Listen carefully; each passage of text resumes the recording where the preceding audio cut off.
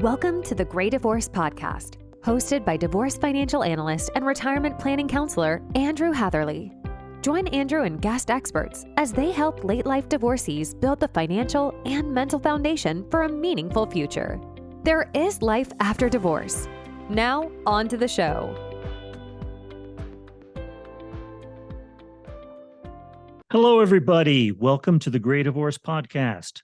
Today's guest is David Smith. David is a retired lieutenant colonel and certified divorce financial analyst. The subject of today's podcast, as you may have guessed, is military divorce. First, a little bit about David Smith. David retired in 2002 from the U.S. Air Force after serving 20 years as a general dental officer. In 2015, he opened his comprehensive divorce financial planning firm, Sand Oak Divorce Solutions, in Panama City, Florida. In addition to the personal experience of 7 divorces in his own family, David realized an overwhelming unmet need for divorce education in his local community. David is passionate about making divorce a less stressful experience. As a certified divorce financial analyst, he specializes in helping individuals and couples answer the financial questions they have before, during, and after their divorce. As a collaboratively trained financial neutral and Florida Supreme Court certified family mediator, David can work either jointly with both parties or with only one party within the divorce. David is an independent financial advisor, chartered financial consultant, and chartered advisor for senior living. Man, David, you've got a lot of credentials.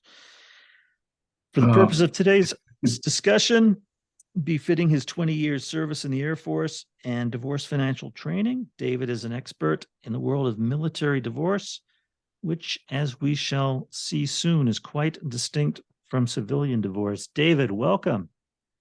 Thank you very much, Andrew, for that so kind introduction. I'm very, very happy to be here. Happy to talk about this subject, which is very, very, very near and dear to my heart. Yes, I can imagine. And you know, the little bit of background work that I've done, in my work as a CDFA and in preparation for my discussion with you, is distinguishing military divorce from civilian divorce. And there's some distinct differences here. Why don't we start, with an overview here, 20,000-foot overview. When a military couple or gets divorced, assuming one party or even both parties in the military, what are the key benefits we're looking at dividing in a military divorce? I'm assuming the obvious one is the pension. Yes, you're right. And one of the big things about a military divorce is just all the acronyms and the things that are out there that folks may not be familiar with. But yes, the division of the pension is a big one. There's also a thrift savings plan, TSP, which is the military equivalent basically to a 401k. There's considerations for qualifications for medical benefits. And there's other benefits as well, such as potential educational benefits under the post-GI Bill, and also survivor benefit program, which allows a former spouse potentially to receive a portion of the pension if the military member passes away first.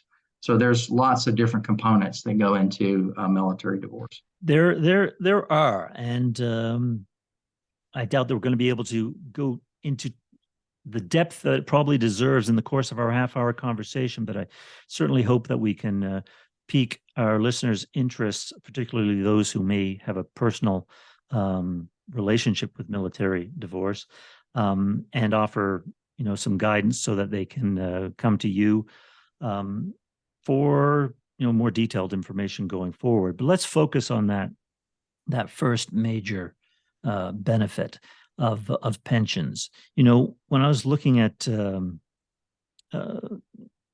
military division of pension, you mentioned so many acronyms and so many rules. I came across the 10-10 rule, the 20-20-20 rule, the 20-20-15 rule. It really seems like timing is a crucial component of a decision with respect to military divorce. Perhaps we could look at an overview of that, starting with 10 years or even before that, if you like, David. What do you say? Sure. Yeah, that sounds good. And the rules that you just pointed out, Andrew, are, and I want to make note, everybody understands that these are federal rules. Right. These are not state rules. And so the 10-10 rule actually comes into play as far as dividing the pension itself. If there was at least 10 years of marriage and there was at least 10 years of creditable service toward retirement by the military member, and those overlap, that's that 10-10 rule definition, then the former spouse could get their portion of the pension payments paid directly from the a particular finance office. Typically, it's DFAS. There's an acronym, Defense Finance and Accounting Service. First of many, I'm sure. Rule. Yeah, that's where the 10-10 rule comes into play. Okay, so that's important because the ex-spouse, let's say the out spouse, the non-military spouse, is getting paid directly from this Defense Finance and Accounting Service. So it's not their former spouse who's making the payments after 10 years, right? Exactly. Yeah, if they don't meet that rule, then they can't get those payments direct. They'd have to make some other arrangement. Well, that makes the process a lot simpler for the receiving spouse, certainly after 10 years. Now, let's just backtrack a little bit, because I've read that there's a myth that spouses with less than 10 years of marriage are not entitled to a portion of the military pension. You want to disabuse us of that myth? That is an absolute myth. That's true. There's not a 10-year requirement of marriage to be able to divide the pension. The 10-year requirement only falls under the rule, that definition of the 10-10 rule that I just provided. So yes, that is something that people have some confusion about. Okay. Now, like civilian life, let's say the marriage is very short, maybe 1, 2, 3 years. Would a pension division even come into play here? Yes, it could come into play, although with a very short marriage, as you just mentioned or described, or if it's going to be a long, long time before the service member actually begins to collect their pension, there's going to be a small portion of that which is considered marital property, or actually I'm in Florida as what's called an equitable distribution state, fancy term, but so marital property would be very small. So there's another way to consider dealing with the pension versus actually dividing it. Okay, very good. All right, so the next step along the timing process, and you hear that the golden rule or the golden benefit is the 20-20-20 rule. What does that mean, and what does that imply for a divorcing couple? Right. One of those big areas that I mentioned before in the overview about the benefits is the qualification for continued healthcare benefits or TRICARE in the military. Right. So the 20-20-20 rule is that when there's at least 20 years of marriage, at least 20 years of creditable service toward retirement by the service member, and at least 20 of those years overlap. That's where that 20-20-20 comes from. Yeah, that's the golden goose, because if the out spouse meets that requirement, they're able to keep their health benefits, their on-base privileges for the rest of their life. And so that's obviously a very big one. The potential landmine, though, is if they remarry, they could lose those benefits. Or if they enroll in an employer-sponsored health plan, my understanding is they would be suspended until they come out of that plan. So you have to be very careful with that, qualifying and then maybe disqualifying yourself without realizing it. No, that's important to know. How do these TRICARE health benefits apply or not apply for a marriage that doesn't meet that 20-20-20 rule? Let's say the couple have been married 12 years or 16 years. How can a spouse or can a spouse continue to receive any sort of healthcare benefit? Right. Great question. So the next level down from the 2020 is what's called 2020-15, which is defined exactly the same way, except when it's concerning the years of marriage and the years of creditable service, both 20 or more. But the 15 is how much years of overlap. Now, that's a very similar sounding rule, but it has significantly different results for the outspouse, because in that, if they qualify for that rule, under that rule, they're only going to get only 1 year of transitional coverage through TRICARE. They do not get any access to the base benefits at all. The other things concerning remarriage and employer enrolling in employer plans, that still applies to that same rule or under that rule. Yeah, I can see how it can kind of get pretty complicated, and I think important that I always say it's very important for divorcing couples to get educated about the laws, but with military divorce, there are so many different rules, regulations, and opportunities where it might pay to wait a little bit in some cases. Yeah, exactly. If they don't have the divorce, finalized, waited if it's a short period of time to meet that 2020 rule, you can see and hear there's a significant difference in the medical benefits that the outspouse could receive.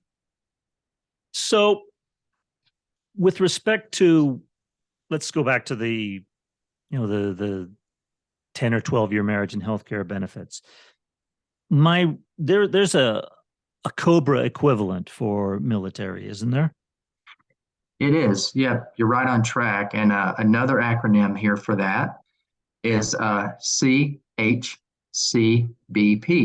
That stands for the Continued Healthcare Benefit Program. So under that program, if they don't meet any of the other two rules that I've described, they actually can have COBRA-like coverage of generally up to 36 months if they don't qualify under the other two rules. So, but those premiums are high, just like COBRA premiums are high. Right. Yeah, but so there's three different levels they could potentially not qualify for, or not qualify for to fall under. Right, and you said 36 months of coverage potentially, right? Yes, relative to COBRA, I believe is usually only 18 months, but this one can go up to 36. Okay, very good. What about the issue, because in military, so much depends on your rank. So I've heard that if someone is potentially in line for a promotion, this could have a big effect on the pension and potentially the spousal benefit as well.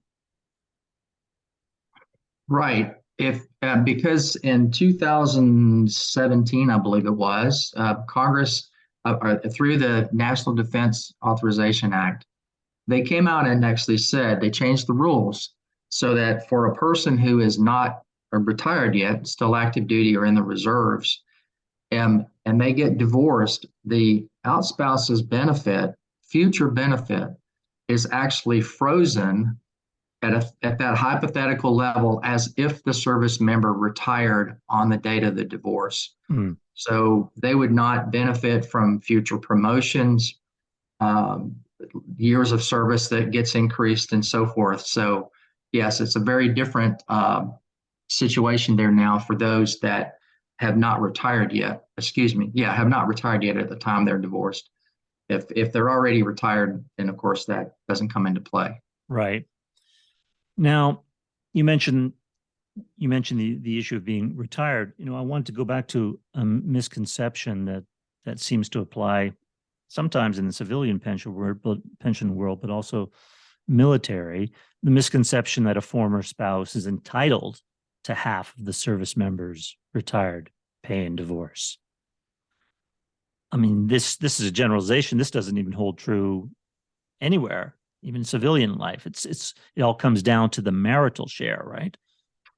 Up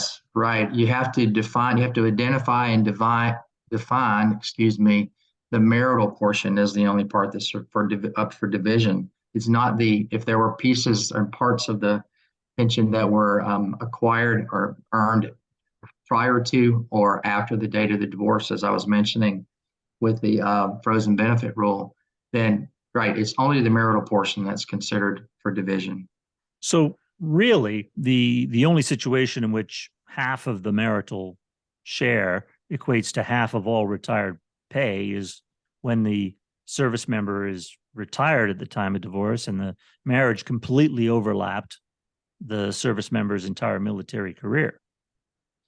Right. If the period of marriage and the period of service 100% overlaps, then yes, it's 100% marital.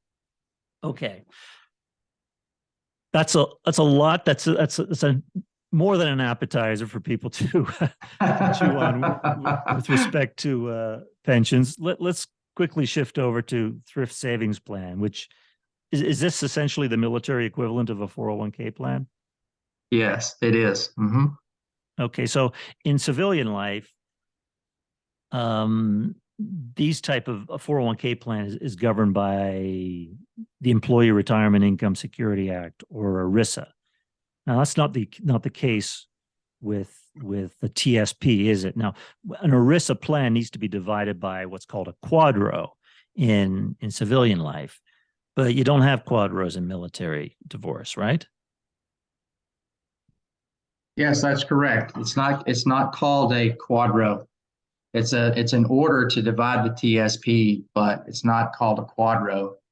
It's a retirement benefits court order is the official name for that. Okay, now does that need to be drawn up by? I see you're a quadro specialist. Do you do these, or is this does an attorney need to draw up one of these orders? Yes, I create. I will draw those up. Typically, though, I will not do that unless both of the parties are represented by an attorney, so that we have and everybody gets their opportunity to review it before it's submitted to the TSP. Okay, cool. I wanted to go back a minute because it occurred to me the issue of, you mentioned the issue of potentially remarrying. The death of the military service member and the effect on the pension for the spouse. In civilian life, we would look to potentially insure if the benefit does not continue, we would look to insure it. How does it work when the military service member passes away? What happens to the pension then? Right. Great question. Another big area of discussion during the divorce is whether or not the outspouse is going to be named as the beneficiary to what's called the SBP, that's Survivor Benefit Plan. So in essence, the Survivor Benefit Plan works this way. When the military member retires, they elect to have a certain amount of their retirement benefit covered, and they pay a premium every month. There is a cost that comes out of their benefit to pay for the SBP benefit. And if the service member then passes away first, then there is whatever the elected benefit amount that they chose, the named spouse would receive 55% of that elected benefit. So that's a very important topic for discussion. Otherwise, if the SBP is not in place and the service member passes away, the payments are going to stop. There won't be any payments to anyone. Okay, so very important that that they be educated about that by their attorney or certified divorce financial analyst, because that's a crucial issue. I'm curious, because this is the Gray Divorce podcast. You may not know the answer to this, but I'm wondering if military divorce has a higher incidence of over 50 divorce compared to civilian life. You wouldn't happen to have any thoughts on that, would you? Well, I do have some thoughts. I can't give you specific statistics, but I think just military in general, because of the stress of the service, the deployments, all the various things that are happening around the world, being away from your, separated from your family for periods of time, that that can bring about, a lot of relationship issues and again, I don't have particular statistics, but my gut tells me that military divorce rates are pretty high, as are the older individuals, the gray divorce population. We're seeing definite increases in the rates of divorce in that demographic. Yeah. When we were talking about these rules, the 20-20-20 rule, the 10-10 rule, it occurred to me that we have this stereotype of the military as being disciplined and regimented. Well, it kind of is with these rules as well, because these are statutory entitlements, right? These aren't bargaining chips that an attorney would bring up in divorce.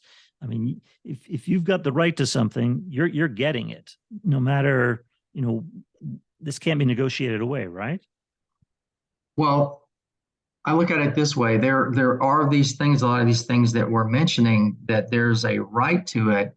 The couple, though, can decide basically however they want to handle that division. If they are in a process that's, an out-of-court process, such as mediation or collaborative divorce, right, then they can maintain that control over that decision. If they can't decide everything and go in front of a judge, then yes, they're going to be have those parameters of what the statutes allow them to do.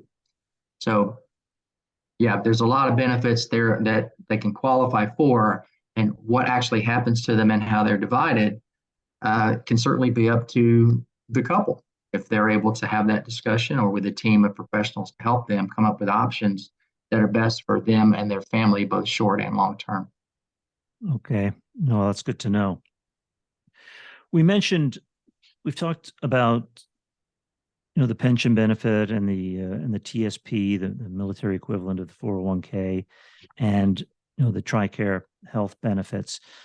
But we alluded earlier on to other potential benefits a divorcing spouse might be entitled to, with respect to, potentially going back to school, in training, education, and this is particularly important for people going through gray divorce who may have been out of the workplace for a while.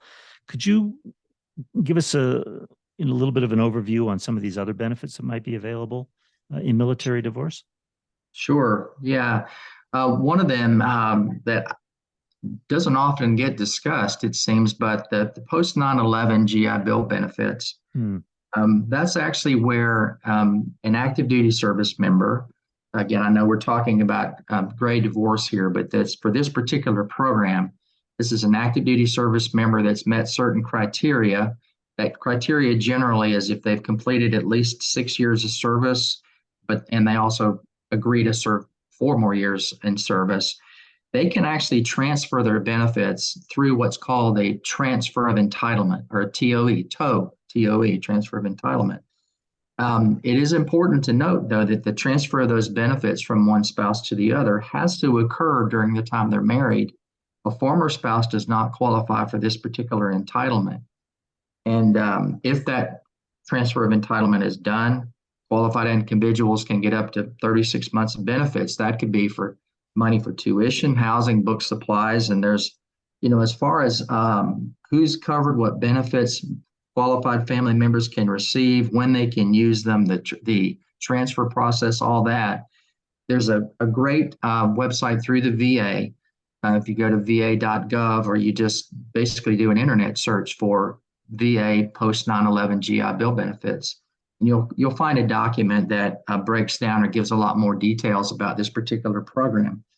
I do want to mention, though, one other thing.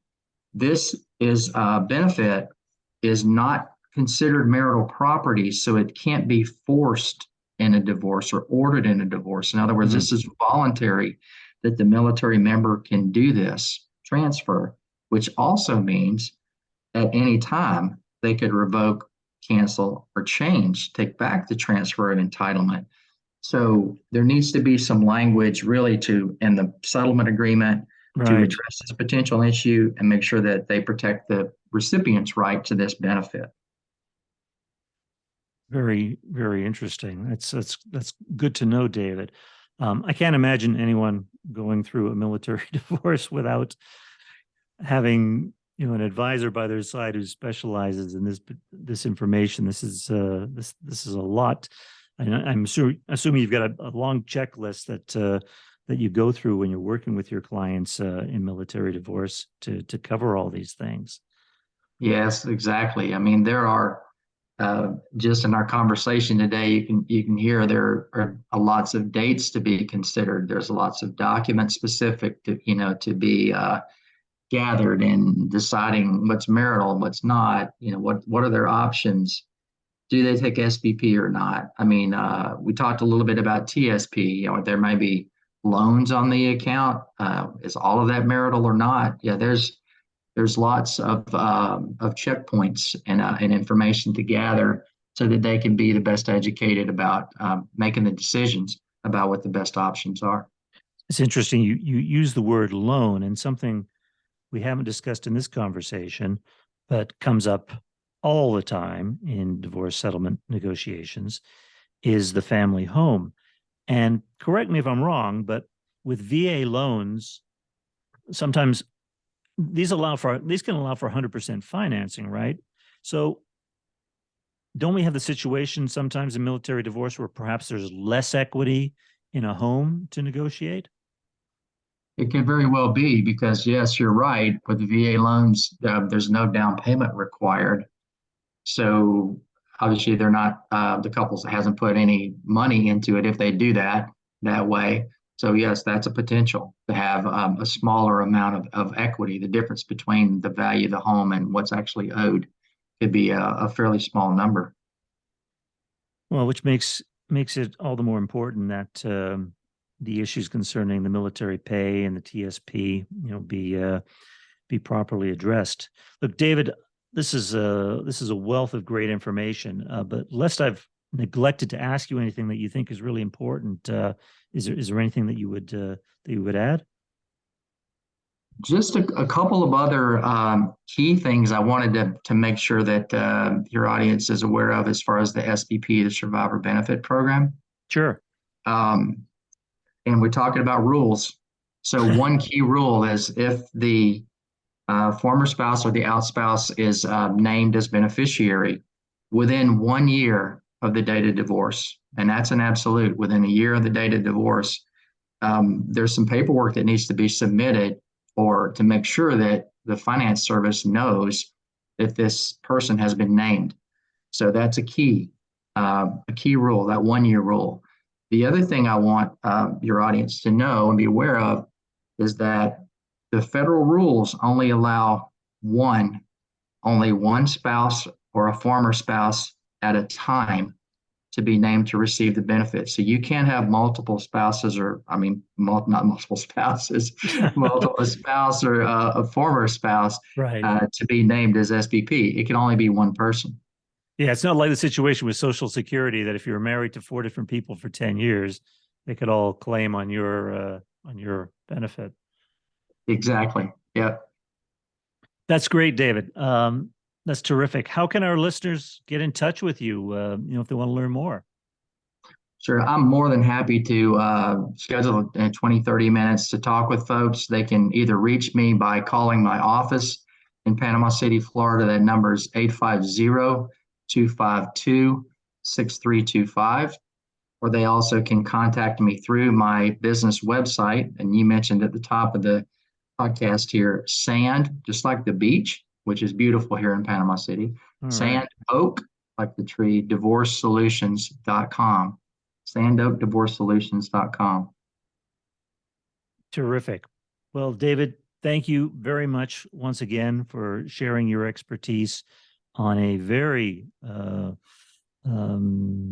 detailed, specific subject of military divorce, and really appreciate your help. Thanks a lot. Thank you again, Andrew. I've really enjoyed the time, and thank you so much for asking me. And I certainly hope this information is beneficial for those folks out there. I'm sure it will be. Thanks a lot, David. All right. Bye-bye.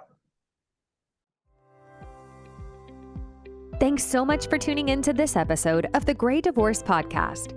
To learn more or get in contact with your host, you can visit Andrew's website at transcendretirement.net. Also, please feel free to rate, subscribe, and leave a review wherever you listen to your podcasts. That helps others find the show, and we greatly appreciate it. Thanks again for listening, and we'll catch you in the next episode. Information provided is educational only and should not be construed as legal or tax advice. Each situation is unique and should be discussed with your tax or legal advisor prior to implementation. Andrew Hatherley is not an attorney and does not provide legal advice. Information provided is financial in nature. Advisory services offered through Hatherley Capital Management, LLC. Divorce financial analysis services offered through Wiser Divorce Solutions, an affiliated company.